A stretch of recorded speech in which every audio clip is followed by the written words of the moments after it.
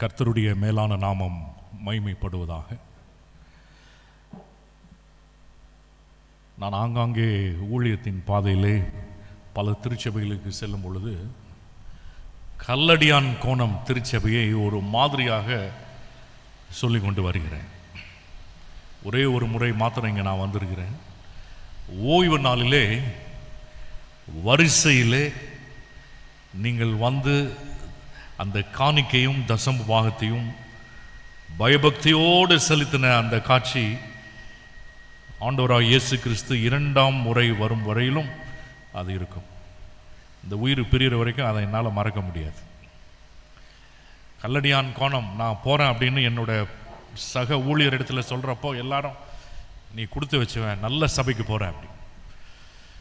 கர்த்தர் பெரிய காரியங்களை செய்ய போகிறார்.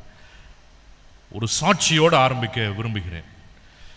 அவ்வளோ சந்தோஷத்தோடு நான் கிளம்புறேன் அப்படின்னு சொல்லிட்டு என் மனைவி பிள்ளைகள்கிட்ட நான் 3 நாள் இருக்க மாட்டேன் அப்படின்னு சொல்கிறப்ப என்னோட தகப்பனார் ரொம்ப சோகம் இல்லாமல் போய் கேஷுவலிட்டியில் போய் இருக்க வேண்டிய ஒரு சூழ்நிலை.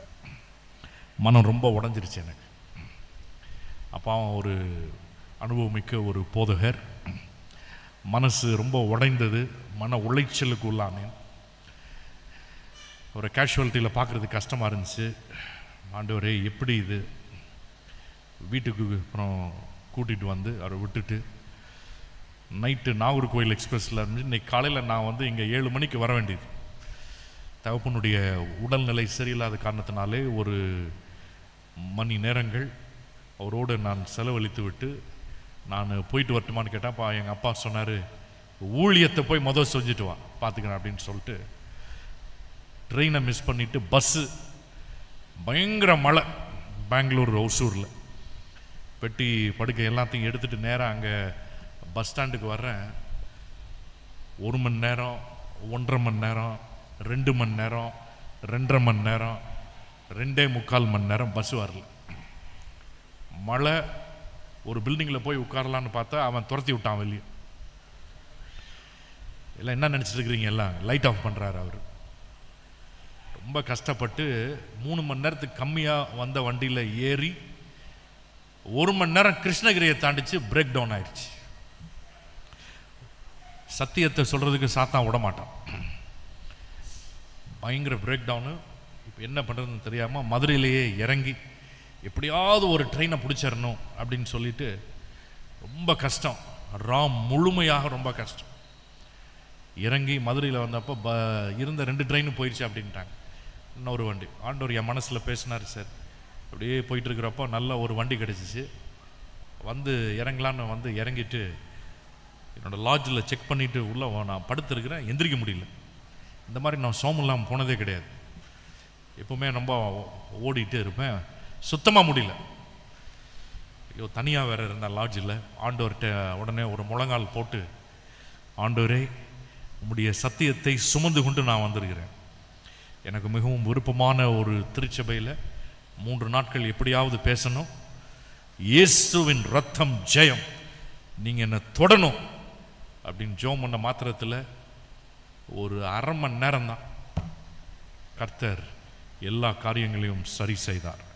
உலகத்தில் இருக்கிறவனை காட்டிலும் உன்னில் இருக்கிறவர் பெரியவர். எல்லாரும் ஒரு ஆமேன் சொல்லாமா? ஆமேன். கர்த்தர் பெரிய காரியங்களை செய்ய போகிறார்.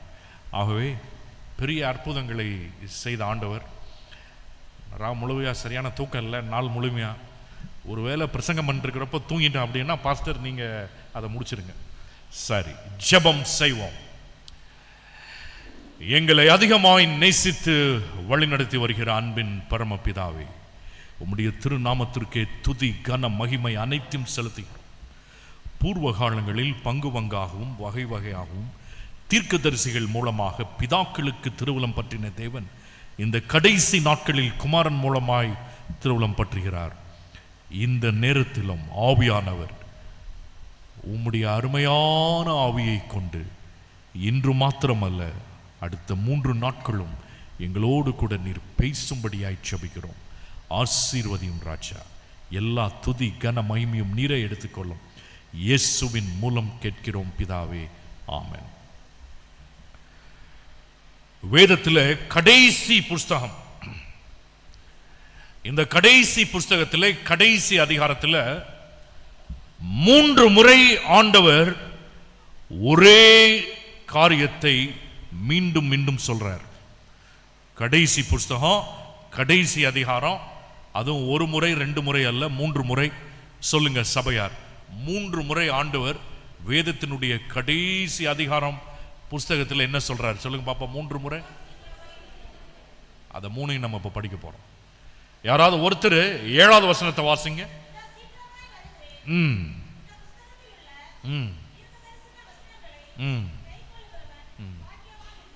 இதோ சீக்கிரமாய் வருகிறேன்.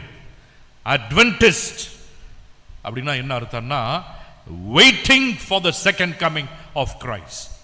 ஆண்டவருடைய 2ஆம் வருகைக்கு காத்திருக்கிற கூட்டம். இந்த சபை 39 வருஷம் இயேசுவுக்காக காத்திருக்கிறீங்க. ஆண்டவர் சொல்லிட்டாரு சீக்கிரமாய் வருகிறேன். 12வது வசனத்திற்கு போவோம்.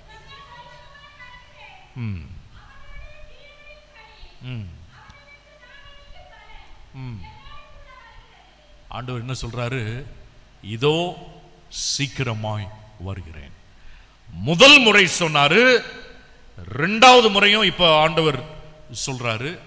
ஆனா 3வது முறை சொன்னார்னா அது மிகவும் சால சிறந்தது, மறக்க கூடாதது, மறக்க முடியாதது, மிக மிக மிக முக்கியம். ஒரு தடவை அம்மா மகனே மகளே நான் உன்னை அடிக்க போறேன் அப்படின்னா அது சீரியஸ் கிடையாது. 2வது தடவை அடிக்க போறேன்னா பெரம்பு ஆயத்தம் ஆகுதுன்னு அர்த்தம். 3வது முறை சொல்லிட்டாங்கன்னா அங்க முடிஞ்சு. 3வது முறை 7வது வசனம் 12வது வசனம். யாராவது சொல்ல முடியுமா இந்த வசனம்னு? சொல்லுங்க.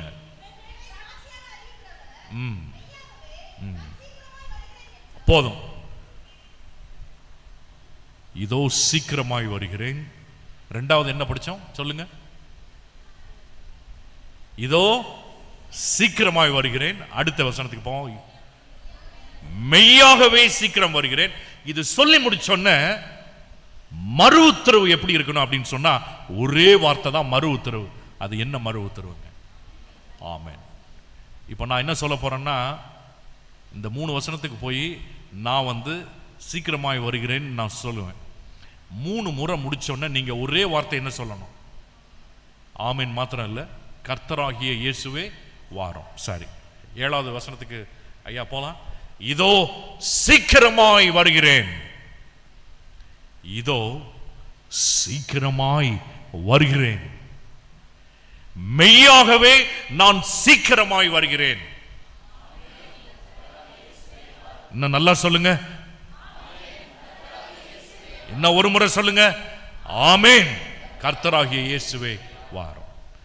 இந்த எழுப்புதல் கூட்டம் எதுக்குன்னு சொன்னா, ஒரு பிரசங்கியார் பிரசங்கத்தை கேட்கறதுக்கு வரல. 39 வருஷம் முடிஞ்சிருச்சு. இது கிடையாது. என் வாழ்க்கை எப்படி இருக்கு, எப்படி மாறணும், இதுவரையிலும் 39 வருஷம் நான் வாழ்ந்த வாழ்க்கையை மறந்துட்டு அடுத்த 3 நாள் நான் இயேசுவின் பாதத்தில் நான் இருக்கிறப்போ ஆண்டவர் உங்களுக்கு சொல்றாரு, இதோ நான் சீக்கிரமாய் வருகிறேன். நம்ம எல்லாரும் ஆமென் கர்த்தராகிய இயேசுவே வாரும் என்று கூறணும். இப்போ ஒரு காரியம், சீக்கிரமாய் வருகிறேன் சொல்லி எத்தனை வருஷம் ஆயிடுச்சு சொல்லுங்க. உங்க எல்லாத்துக்கும் தெரியும். ஆண்டவர் இதை சொல்றாரு. யார் மூலமா சொல்றாரு? யார் எழுதுனது? யோவான். சொல்லி ஒரு தோராயமா எத்தனை வருஷம் ஆயிடுச்சுங்க? வெக்கப்படாம சொல்லுங்க, கவலைப்பட வேண்டாம். எத்தனை 1000 வருஷம் ஆயிடுச்சு? 2000 வருஷம் ஆயிடுச்சு. சீக்கிரமாய் வருகிறேன் அப்படின்னு சொல்லியும் செவன்த் டே அட்வென்டிஸ்ட் சபை எந்த வருஷத்துல ஸ்தாபிக்கப்பட்டது? 1844 கிரேட் டிசப்பாயின்மெண்ட். ஆனா நம்ம சபை எப்பொழுது சீரமைத்து ஸ்தாபிக்கப்பட்டது? எஸ்டாப்ளிஷ்ட் 1863. 1863 தான் செவன்த் டே அட்வென்டிஸ்ட் சபை நிறுவப்பட்டது. 1863 இருந்து 1963 எத்தனை வருஷம் ஆச்சு? அப்பவே 100. 63 இருந்து இப்ப 26. அதை கொஞ்சம் சொல்லுங்க டக்குன்னு. எத்தனை வருஷம் ஆயிடுச்சு? இப்போ நம்ம சபை ஸ்தாபிச்சு எத்தனை வருஷம் ஆயிடுச்சுங்க? தோராயமா சொல்லுங்க பாஸ்டர். இதுல 26, அதுல 63, அதுல 37, ஒரு 26 எவ்வளவுங்க? 37 ஒரு 26, 66. கரெக்ட். 63, 163 வருஷம் ஆயிடுச்சு. இங்கே 39. இன்னும் ஏன் இயேசு வரல அப்படின்னு சொன்னா, இன்று இரவு இந்த எழுப்புதல் கூட்டத்தில் முதல் நாளில் ஆவியானவர் வசனத்தை கொண்டு நம்ம இடத்துல பேச போறார். நம்ம எல்லாரும் வேதத்தை திருப்பி ஆவியானவர் என்ன பேச போறார். இன்றைக்கு இந்த செய்தியின் மூலமாக என் வாழ்க்கையில நான் அபியாசிக்க வேண்டியது என்ன? கிறிஸ்து இயேசு வருகிறேன் என்று சொல்லியும் சீக்கிரமாய் வருகிறேன் என்று சொல்லியும் 2000 வருஷம் ஆயிடுச்சு. எங்க சபையில நாங்க 39, இன்னும் ஒரு 10 வருஷம் ஆனிவர்சரி கொண்டாடினா சந்தோஷப்படுவீங்களாமா? இல்லாட்டி பரலோகத்துக்கு போனா சந்தோஷமா இருக்குமா? பரலோகத்துக்கு போனா ஐயா ஐயா எனக்கு போன தடவை தேன் பாட்டில்லாம் கொடுத்து விட்டாங்க. எங்க வீட்டில் என் மனைவி பிள்ளைகளும் திரும்பவும் நீ எப்போ போவன்னு கேட்டாங்க. ஐயா மறந்துடாதீங்க, வந்திருக்கேன். அவ்வளோ சந்தோஷம். தேனிலும் மதுரமாகிய தேவனுடைய வார்த்தை இன்னைக்கு ஆண்டவர் தரப்போறார். இயேசு ஏன் வரவில்லை அப்படின்னு சொல்றதற்கு 4 காரணங்களை இன்றைக்கு படிக்க போறோம். முதல் 3 காரணங்கள் மிக முக்கியமானது. அந்த 4வது காரியம் மிக மிக முக்கியமானது. இயேசு ஏன் இன்னும் வரல? நான் ஏன் இன்னும் ஆனிவர்சரியே கொண்டாடிட்டு இருக்கிறேன்? 2000 வருஷம் அதுக்கு அப்புறம் என்னாச்சு? 1163 வருஷம் ஆகி அட்வென்டிஸ்ட் சர்ச்சில் என்ன இருக்கமே. கவலைப்படாதீங்க. முதலாவது எடுத்தவர்கள் சீக்கிரமாக வாசிக்கலாம். 2 பேதுரு 3ஆம் அதிகாரம் 9வது வசனம். 2-3 பேர் தான் சிலர் என்றாங்க. அவர் தாமதிக்கிறாருங்க. 2000 வருஷம் ஆகி இன்னும் வரலையப்பா. இந்த அட்வென்டிஸ்ட்காரங்க வர்றாருன்னு சொல்றாங்க. 22ஆம் அதிகாரம் 7வது வசனம், 12வது வசனம், 20வது வசனத்துல இதோ நான் சீக்கிரமாய் வருகிறேன், மெய்யாகவே நான் சீக்கிரமாய் வருகிறேன் என்று சொல்றோமே. தாமதிக்கிறாரு அப்படின்னு எண்ணாதீங்க, எண்ணுகிறபடி படிங்கம்மா. அவர் ஒரு நாளும் தாமதிக்கிறவர் கிடையாதுங்க. அவர் தாமதியாமல். ஏன் இயேசு இன்னும் வரல அப்படின்னா, ஒரு வார்த்தையை இன்னைக்கு ஆவியானவர் நம்மோடு கூட பேச போறார். வாசி.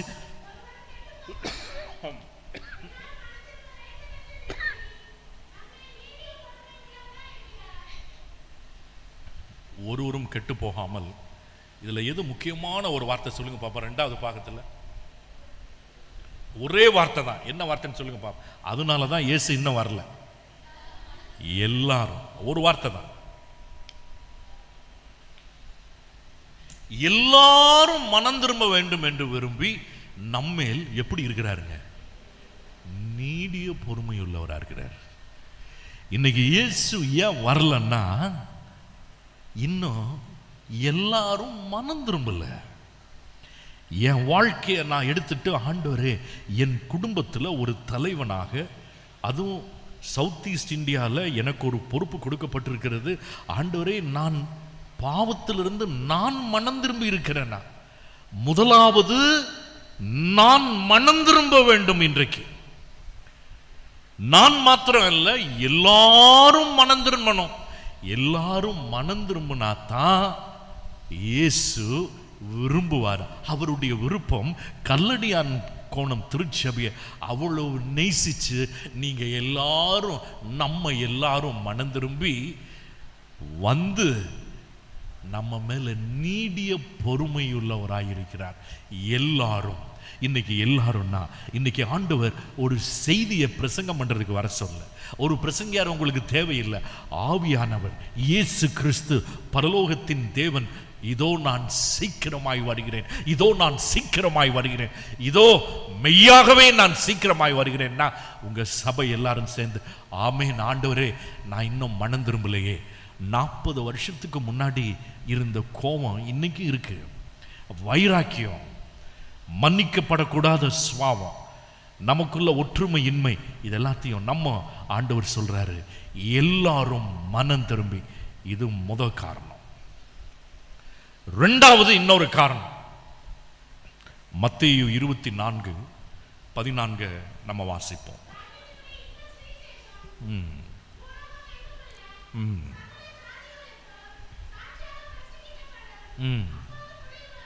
இதுல அங்க எல்லாரும் அப்படின்னு சொன்ன மாதிரி இங்க ஒரு பதம், மிக முக்கியமான பதம். ஆனா பார்த்தா சாதாரணமாகத்தான் அது இருக்கும். அது என்னன்னு சொல்லுங்க பார்ப்போம். அதே மாதிரிதான் இங்கேயும். அங்க எல்லாம் அப்படின்னு இருந்துச்சு, இங்க அங்க பார்த்தாலே அது ஒரு வார்த்தைக்கு உள்ள ஒரு வார்த்தை இருக்கு. பூலோகம் கிடையாது,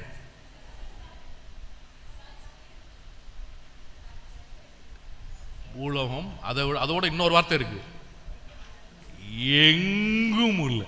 பாருங்க, பைபிள் படிக்கிறப்ப சின்ன வார்த்தையா அதுதான் ஆண்டவரே வச்சிருக்கிறார். ஏன் இயேசுசாமி இன்னும் வரல அப்படின்னு சொன்னா, ராஜ்யத்தினுடைய இந்த சுவிசேஷம் பூலோகம் எங்க, எங்கும். தமிழ்நாட்டில் 8.53 கோடி தமிழ் மக்கள். எத்தனை மாவட்டங்கள்? 38 மாவட்டங்கள். உங்க மாவட்டம் பேர் சொல்லுங்க, சொல்லுங்க சத்தமா. கேகே, கன்னியாகுமரி.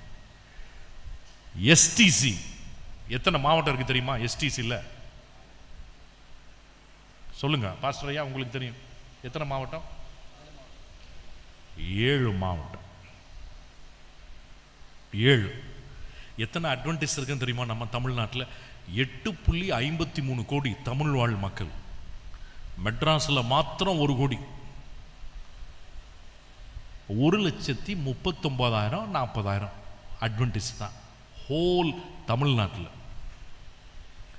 ராஜ்யத்தினுடைய இந்த சுவிசேஷம் பூலோகம் எங்கும் உள்ள சகல ஜாதிகளும், சகல எங்கும் உள்ள, அங்க எல்லோரும் மனம் திரும்பணும். அதனாலதான் நீடிய பொறுமை உள்ளவராக இருக்கிறாரு. இங்க பாத்தீங்க அப்படின்னு சொன்னா சகல எங்கும் உள்ள ஜாதிகளுக்கும் பிரசங்கிக்கப்படும். அப்பதான் முடிவு வரும். அருமையா இந்த 3 நாள் வேதத்தினுடைய வெளிப்பாடு ஆண்டவர் தர போறாரு. நீங்க ஆழமான சத்தியத்தை படிக்க போறீங்க. இதன் மூலமாக இயேசுவின் வருகை துரிதப்படுத்துவதற்கு உங்களுடைய ஆவிக்குரிய வாழ்க்கையில நீங்க மாறுதல் அடைய ஆவியானவர் வேலை செய்ய போறார். 3வது ஒரு காரணம், இயேசுசாமி ஏன் இன்னும் வரல அப்படின்னு சொன்னா, 2 தெசலோனிக்கேயர் 2ஆம் அதிகாரம் 3வது வசனத்தை கொஞ்சம் வாசிக்கலாம்.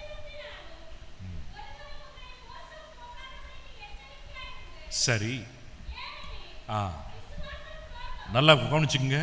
இந்த 3வது காரணம் ஏன் அப்படின்னா, இந்த இது நிறைவேற்றப்பட்டால் ஒழிய இயேசு சுவாமி வரவே மாட்டார். இது மிக மிக முக்கியம். சொல்லுங்க, படிங்கம்மா. ஏனெனில் முந்தி நெருட்டி இப்பதான் வருது. 3வது காரணம் படிங்கம்மா.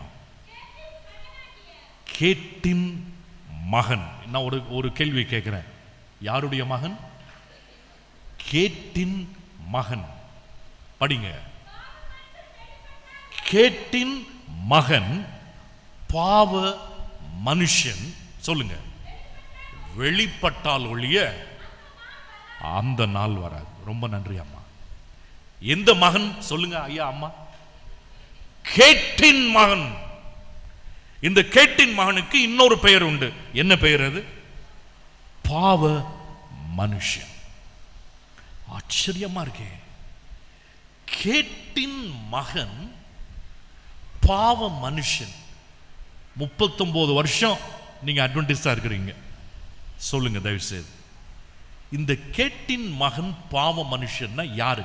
நம்ம எல்லாத்துக்குமே தெரியும், கடைசி காலத்தில் விளிம்புல வாழ்ந்து கொண்டிருக்கக்கூடிய நம்ம தான் மீதமான திருச்சபை. ரொம்ப தாழ்மையா நம்ம ஆண்டவருடைய வார்த்தை வெளிப்பாடுகள் நமக்கு அநேகம் உண்டு. சொல்லுங்க ஐயாமார்களே, அம்மாமார்களே, தம்பி தங்கை அக்காமார்கள், சொல்லுங்க பார்ப்போம். கேட்டின் மகன் பாவ மனுஷன்னா யாரு? எல்லாத்துக்குமே தெரியும். கடைசி காலத்தில் ஒருத்தர் வரப்போறாரு. யார் அவரு? ஒரு மார்க்கம். அது என்ன மார்க்கம்? சொல்லுங்க சத்தமா. அவ்வளவுதான். நியூஸை பார்க்கணும்.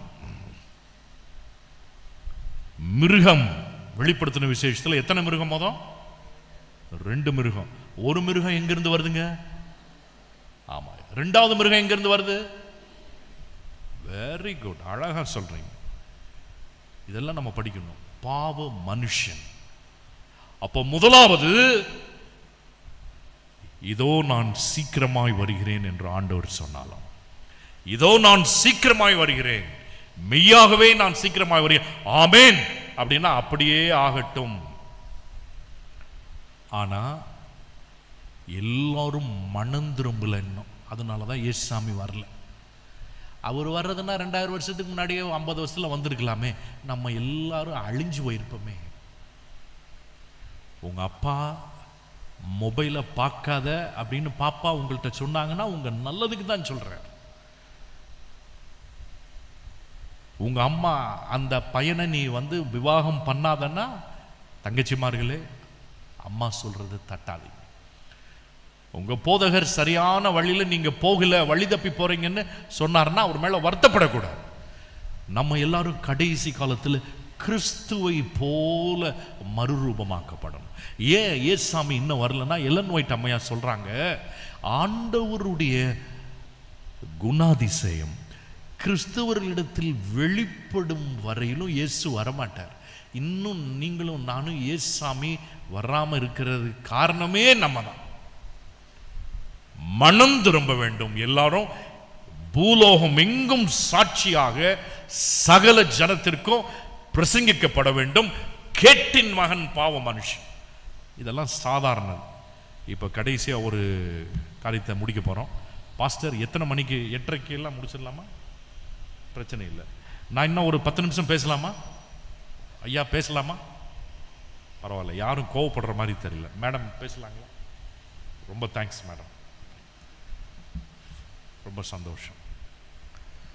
எல்லாரும் ஒரு சங்கீதத்துக்கு நம்ம படிக்க போறோம்.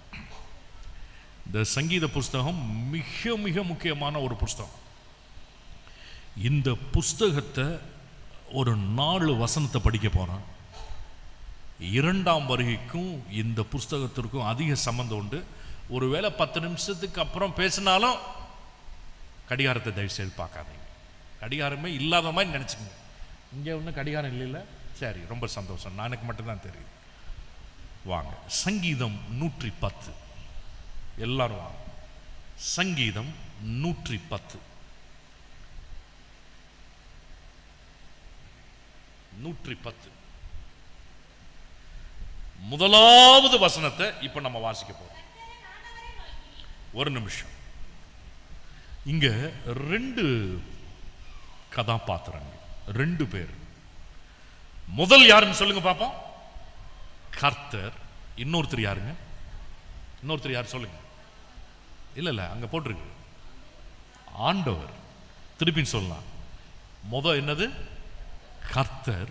2வது ஆண்டவர். 2 பேர் இருக்கிறாங்க.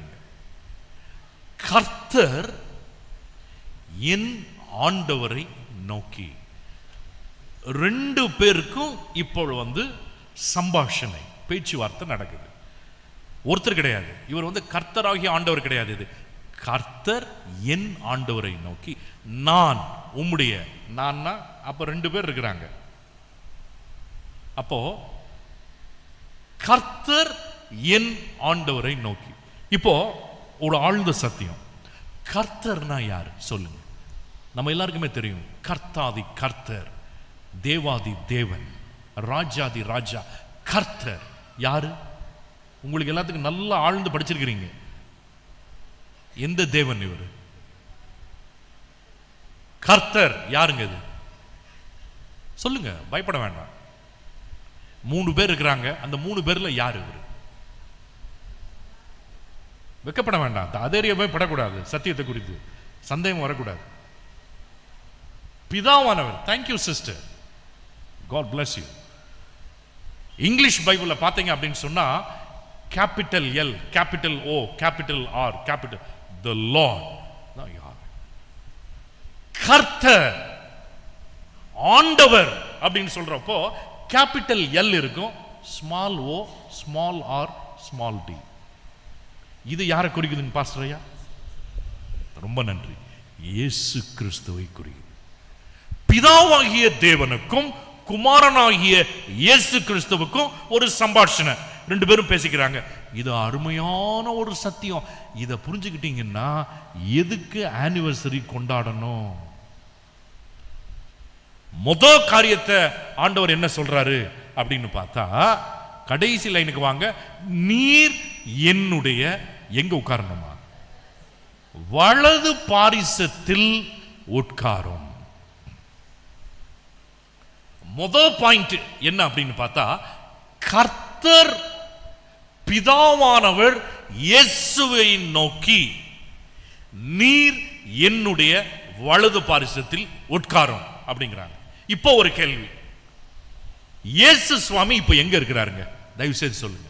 பரலோகத்தில் இருக்காருன்னு சொல்லக்கூடாது, அது சாதாரண ஆன்சர். இயேசு சுவாமி இப்ப எங்க இருக்கிறார்? ஐயா மார்களா கொஞ்சம் சொல்லுங்க, தம்பி மார்களா சொல்லுங்க.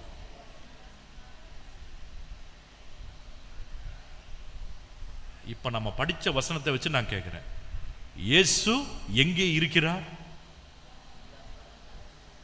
பிதாவின் வலது பாரிசத்தில் இருக்கிறார். இயேசுவின் இடத்துல பிதாவாகிய கர்த்தர் சொல்றாரு, நீர் என்னுடைய வலது பாரிசத்தில் என்ன செய்யணும்? உட்காரும். இது எப்ப பேசுறாங்க? வலது பாரிசத்தில் உட்காருவது என்று சொன்னால் என்ன? ரோமர் 8ஆம் அதிகாரம் 34வது வசனம். எடுத்தவங்க கொஞ்சம் வாசிக்கலாம். ஐயா ரொம்ப அருமையா ஹெல்ப் பண்றீங்க, தேங்க்யூ பிரதர், ரொம்ப சந்தோஷமா இருக்கு. தயவு செய்து எல்லாரும் வாங்க, வலது பாரிசத்தில் என்ன நடக்குது அதை கொஞ்சம் நம்ம அழகா படிக்க போறோம். வாசிங்கம்மா.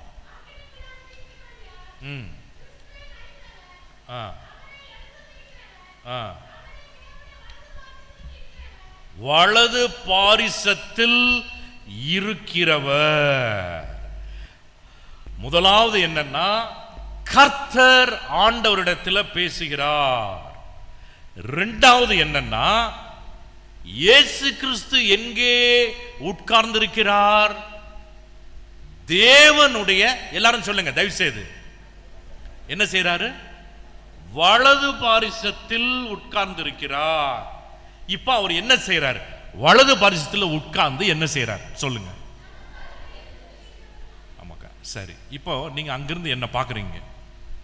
என்னுடைய வலது பாரிசத்தில் யார் உட்கார்ந்து இருக்கிறது சொல்லுங்க. அவர் பேரையும் சொல்லிருங்க. மாஸ்டர் பக்தவச்சன். ஃபர்ஸ்ட் அவர் பேரை கேட்டோன்னே நான் பயந்துட்டேன், என்னடா சீஃப் மினிஸ்டருக்கு சொந்தக்காரரா இருப்பாரா இவர் அப்படின்னு. இயேசு சுவாமி நின்று கொண்டிருந்தாரா உட்கார்ந்து இருந்தாரா? நல்லா பார்த்து சொல்லணும். இதுதான் அட்வென்டிஸ்ட் சத்தியம். வலது பாரிசத்தில் சொல்லுங்க. இல்ல இங்க நீங்க பார்த்து சொல்றீங்க.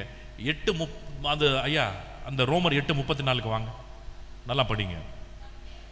அவரே தேவனுடைய வலது பாரிசத்திலும் இருக்கிறவர். இப்ப என்ன செஞ்சிட்டு இருக்கிறார்? வலது பாரிசத்தில் நின்று நமக்காக வேண்டுதல் செய்கிறார். இந்த மாதிரி ஒரு ஆண்டவர்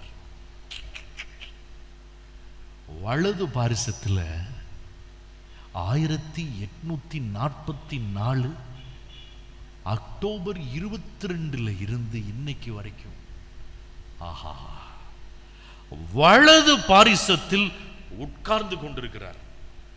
வலது பாரிசத்தில் உட்கார்வது அப்படின்னா என்ன அர்த்தம்? ஐயா திருப்பி சங்கீதம் 110 வாங்க. சங்கீதம் 110 வந்தீங்கன்னா 4வது வாசனம் நல்லா நல்லா புரிஞ்சுக்குங்க. இதுதான் அட்வென்டிஸ்ட் சத்தியம். பிதாவானவர் குமாரனிடத்தில் வலது பாரிசத்தில் உட்காரும். அதனுடைய நிறைவேறுதல் எங்க? ரோமர் 8:34 அழகா போய் அவர் உட்கார்ந்துட்டார். அவர் உட்கார்ந்துட்டார்னா பேசிக்கிட்டே உங்க வீட்டுக்கு ஒருத்தங்க வந்து உங்க பக்கத்துல அந்த சோபா செட்ல வலது பாரிசத்துல உட்கார்ந்தாங்கன்னா என்ன அர்த்தம்? உங்களோட பேசுறாங்க. பேச்சுவார்த்தை முடிச்ச உடனே எந்திரிச்சிட்டாங்கன்னா என்ன அர்த்தம்? அதை சொல்லுங்க. எந்திரிச்சிட்டாங்கன்னா என்ன அர்த்தம்? போறாங்க அப்படின்னா இன்னொரு வந்த வேலை முடிஞ்சு. ஒன்றும் இல்லை, இந்த மீட்டிங் முடிச்சோடனே நீங்க எல்லாரும் எந்திரிச்சிட்டீங்கன்னா என்ன அர்த்தம்? வீட்டுக்கு போக போறீங்க. கர்த்தர் இயேசுவினிடத்தில் வலது பாரிசத்தில் உட்கார். இயேசு சாமி இந்த மாதிரி ஒரு அன்புள்ள நீடிய சாந்தம் பொறுமையுள்ள ஒரு தேவனை நம்ம பார்க்க முடியாது. 39 வருஷமா ஆண்டவர் உங்களுக்கு கிருபையா இருந்திருக்கிறாரே. ஏன் வலது பாரிசத்தில் உங்களுக்கு எனக்கும் ஒவ்வொரு நாளும் வழக்காடுகிறவர், ஒவ்வொரு நாளும் பரிந்து பேசுகிறவர் அவர். அடுத்தது இந்த வசனத்தை வாசிங்க. ஆஹா,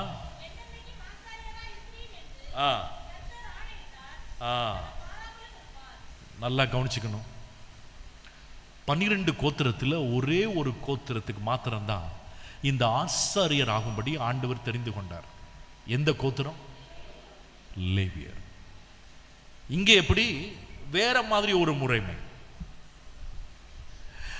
மெல்கிசதேக்கின் முறைமையின்படி என்றென்றைக்கும் ஆசாரியராய் இருக்கிறீர் என்று கர்த்தர் ஆணையிட்டார். அப்படின்னா இயேசு சுவாமி எந்த கோத்திரத்திலிருந்து வந்தாருங்க சொல்லுங்க? நல்லா புரிஞ்சுக்கணும்.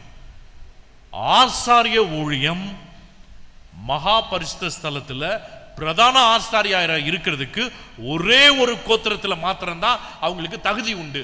எந்த கோத்திரம் சொல்லுங்க? லேவியர். இங்க இயேசுசாமி நமக்கு லேவியர். இயேசுசாமி லேவியர் கோத்திரத்துல பிறந்தாரா இல்லையா? நீ ஆமாவா இல்லையா அது மட்டும் சொல்லுங்க. அப்படின்னா எந்த முறைமையின் படி இவர் ஆசாரியரா இருக்கிறாரு? வேதத்தின் படி. எந்த முறைமை? மெல்கிசதேக். சரி, இப்போ இயேசுசாமி எந்த கோத்திரம் எந்த குலம் அதையும் சொல்லிருங்க. எந்த ராஜசிங்கம்? யூத ராஜசிங்கம். இப்ப இதே 110வது இதுல 3வது வசனத்திற்கு வாங்க. நல்லா கவனிச்சுக்குங்க. ஆண்டவர் அழகான ஒரு வசனத்தை சொல்றார். வாசிங்க.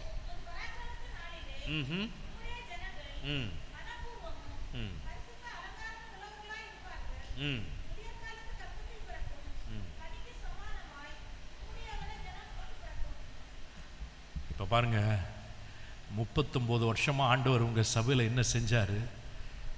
1840 ஆண்டவர் என்ன செய்யறாரு தெரியுமா? விடியற் காலத்து கற்பத்தில் பிறக்கும் பனிக்கு சமானமாய் உம்முடைய எந்த ஜனம்? எந்த ஜனம் சொல்லுங்க? யௌவன ஜனம் உமக்கு பிறக்கும். இந்த சபையில விடியற்காலத்து கற்பம் பார்த்துருக்கீங்களா? 4 மணி 4:30 மணிக்கெல்லாம் அப்படியே விடியற்காலத்து கற்பத்தில் என்ன பிறக்குமா? பனிக்கு சமானமாய் உம்முடைய சாதாரண ஜனம் கிடையாதப்பா, யௌவன. யாராவது சொல்லுங்க, யௌவனன்னா என்ன அர்த்தம் சொல்லுங்க? உங்களுக்கு தெரியும், நல்லா தெரியும், சொல்லுங்க. Very good. ஆண்டவர் கல்லடியான் கோண திருச்சபையில் பனிக்கு சமானமாய் வெள்ள வெளியேறுன்னு ஆண்டவர் நீதிக்கு உட்பட்டவர்களை ஆண்டவர் இப்ப ப்ரிப்பேர் பண்ணிட்டு இருக்கிறார். இப்போ ஒரு கேள்வியை நான் உங்கள்கிட்ட கேட்கணும். இயேசுசாமி இன்னைக்கு இப்போ எங்க இருக்கிறார் சொல்லுங்க? இப்போ எங்க இருக்கார்? பரலோகத்தில் இருக்கிறார். அது சரியான ஒரு பதில் இல்லையே. அப்படியா? எபிரேயர் 8ஆம் அதிகாரத்துக்கு வாங்க. கொஞ்சம் நம்ம சீக்கிரமா முடிக்க பார்ப்போம். எபிரேயர் 8ஆம் அதிகாரத்தில் 1வது வசனத்தை இப்பொழுது நாம்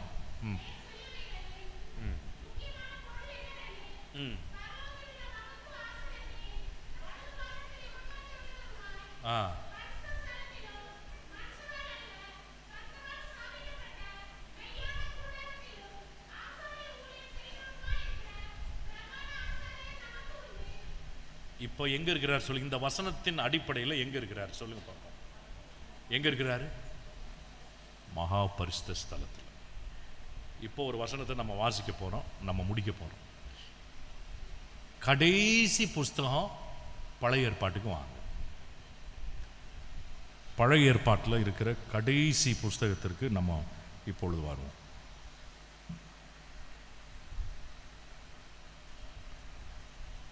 இரண்டாவது வசனத்தை இப்பொழுது நாம் வாசிக்க கேட்போம். படிங்க.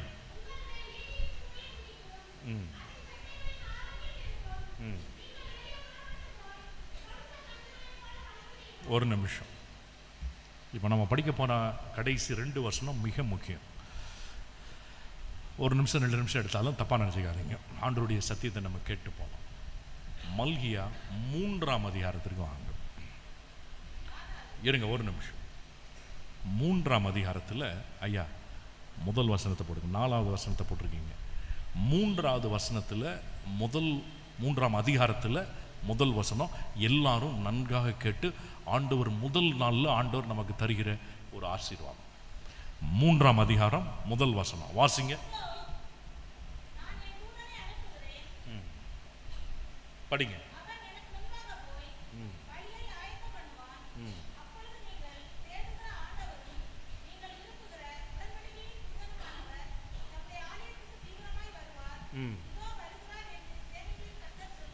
நிறைய பேர் இதை தப்பாவே புரிஞ்சுக்கிறாங்க. ஏசாமி வராரு வராருன்னு சொன்னோன்னே அதைத்தான் பழைய ஏற்பாட்டிலையும் தானியேல் 8 படிக்கிறப்போ நம்ம மூதாதையார் இதே தப்பு பண்ணிட்டாங்க. வராரு வராரு வராரு. எங்க வராரு? எங்கிருந்து எங்க வராரு அதை சொல்லுங்க. அதை புரிஞ்சுட்டாதான் நல்லது. ஏசாமி இந்த பூ உலகத்தில் வாழ்ந்துட்டு மேலே போறப்போ ஐயா அவர் எந்த ஸ்தலத்துக்கு போனாருங்க? எந்த ஸ்தலத்துக்கு போனாரு? பரிசுத்த ஸ்தலத்துக்கு போனார். அவர் வராரு. எங்க வராரு? வராருன்னா எங்கிருந்து எங்க வந்தாரு? பரிசுத்த ஸ்தலத்திலிருந்து மகா பரிசுத்த ஸ்தலத்துக்கு வந்தார். இங்க பாருங்க, இதோ நான் என் தூதனை அனுப்புகிறேன், அவன் எனக்கு முன்பாக போய் வழியை ஆயத்தம் பண்ணுவான். அப்பொழுது நீங்கள் தேடுகிற ஆண்டவரும், இதுதான் இயேசு, நீங்கள் தேடுகிற ஆண்டவரும் நீங்கள் விரும்புகிற உடன்படிக்கையின் தூதனுமானவர்.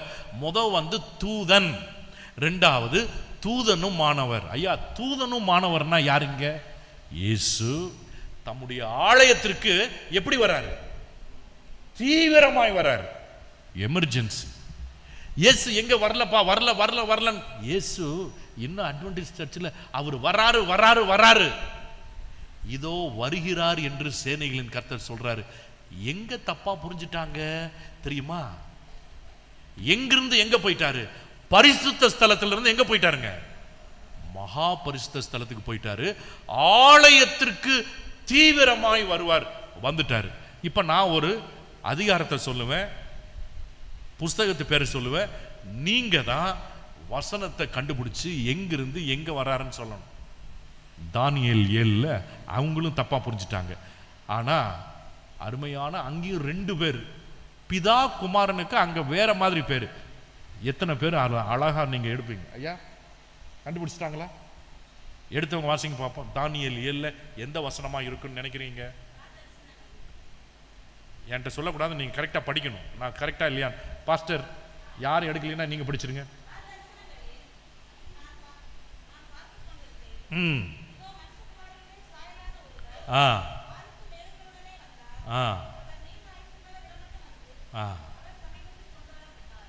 ரெண்டு பேர். அதான் அந்த கடைசி லைன், 2 லைன் வாசிங்க. நீண்ட ஆயுசு உள்ளவர். இவர் யாருங்க? அதுல 2 பேர் படிச்சமேங்க. சங்கீதம் 110 நீண்ட ஆயுசு உள்ளவர், ஏன்ஷியன்ட் ஆஃப் டேஸ். இவர் யாரு? பிதா.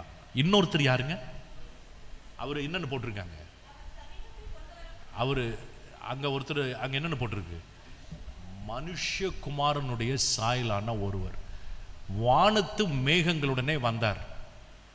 இதுல தான் தப்பா புரிஞ்சுட்டாங்க.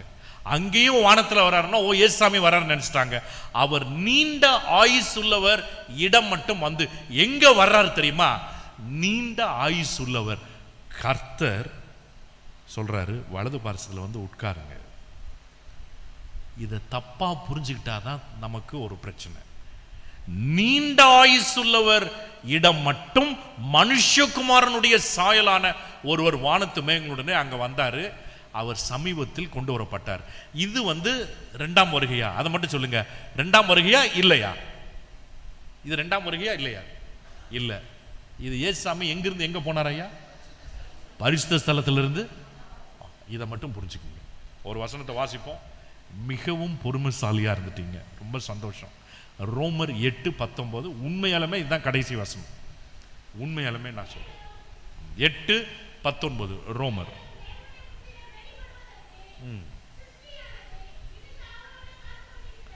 தேவனுடைய புத்திரர் வெளிப்படுவதற்கு.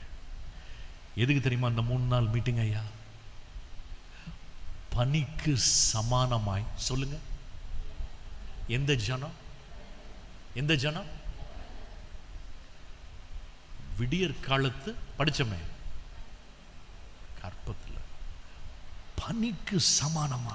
கடைசி காலத்துல ஒரு கூட்டம் வருமா கல்லடியான் கோணத்துல, அப்படியே விடியற் காலத்து கர்ப்பத்துல பிறப்பாங்களா.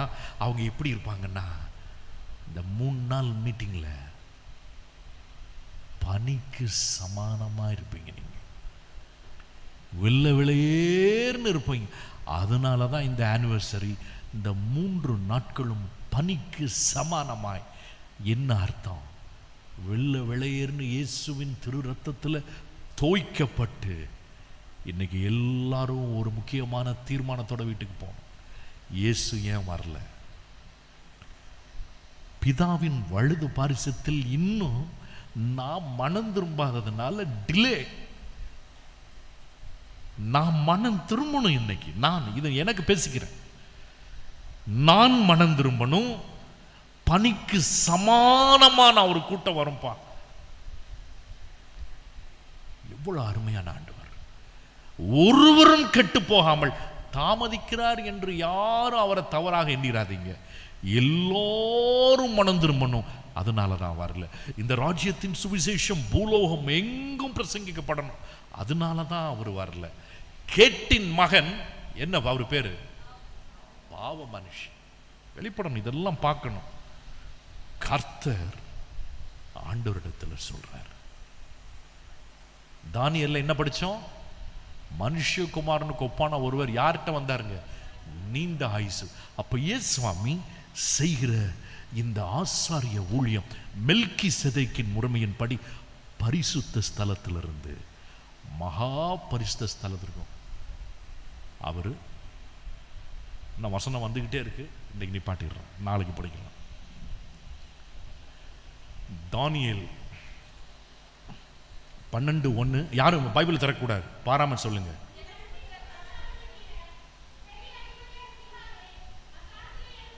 அக்காலத்தில் என்ன செய்வார்? எழும்புவார். உட்கார்ந்து இருந்தவர் என்ன செய்வார்? என்ன செஞ்சிருவார்? எழும்பிட்டாருன்னா என்ன அர்த்தமா? என்ன அர்த்தம்? வேலை முடிஞ்சு. நாளை தினத்தில் எழும்பின பிற்பாடு என்ன நடக்கும்? இன்றைக்கு ஆவியானவர் என் மனதில் உங்க மனசுல பேசுறது, ஆண்டவரே நான் மனம் திரும்புவதற்காக இவ்வளவு தூரம் டிலே ஆகுது, நான் தான் அதுக்கு காரணம். இந்த சுவிசேஷத்தையும் சொல்லாம போயிட்டேனே. சகல ஜனங்களும் சகல ஜாதிகளும் பூமி எங்கும் உள்ளவர்களுக்கு இன்னும் இந்த பிரசங்கம் பண்ணலையே, ஊழியத்தை செய்யலையே. கேட்டின் மகன் பாவ மனுஷன் இருக்கிறானே. ஆனா பாவியாகி இருந்த என்னுடைய திரு ரத்தத்தினால கழுவி கேடு இல்லை ஆண்டவரே, நன்மையை செய்கிறீரே. அந்த பிதாவானவர் ஆண்டவரை பார்த்து, இயேசுவே, எத்தனை பேர் அப்பா உங்க மகனை பார்த்து ஆண்டவரே வாரும்னு சொல்லுவீங்க? உங்களுக்கும் எனக்கும் பனிக்கு சமானமான ஒரு கூட்டம், நீதியுள்ள கூட்டம், பஞ்சை போல இயேசுவின் நீதியை தரித்து கொள்கிற வரைக்கும் நம்ம எல்லாரும் இந்த மீட்டிங் முடித்த உடனே இயேசுவை போல இருக்கணும். நமக்கு அரசியல்லாம் வேண்டாம், நமக்கு பகை வேண்டாம், வைராக்கியம் வேண்டாம், கோபம் வேண்டாம், அன்பு போதும். இயேசுவை போல நான் இருக்கணும். எல்லாரும் எந்திரிச்சு நில்லுங்க ஒரு நிமிஷம். 2 பேராக ஒரு காரியத்தை செய்வோம். ஒரு நிமிஷம் மாத்திரம் 2 ஜெபம் பண்ணுறோம். 2 பேர் இல்லை 3 பேர் இருக்கீங்கன்னா பரவாயில்ல, ஒரு நிமிஷம் ஜெபம் பண்ணுங்க. ஆண்டவரே, நான் இயேசுவை போல மாறணும்.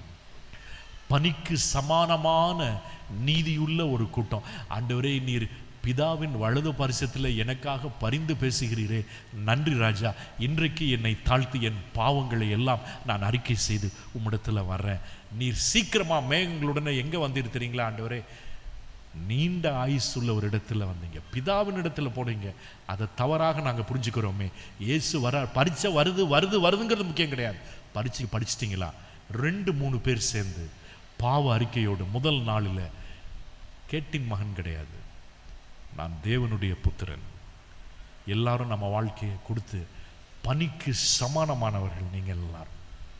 விடியற் காலத்தில் கற்பத்தில் பிறந்து இயேசு கற்ப வேதனையோடு உங்களுக்கு பிறப்பை கொடுத்துருக்கிறார். 2 பேர் 3 பேர் சேர்ந்து ஒரு நிமிஷம் ஜெபம் பண்ணுங்க, அப்புறம் முடிச்சார்.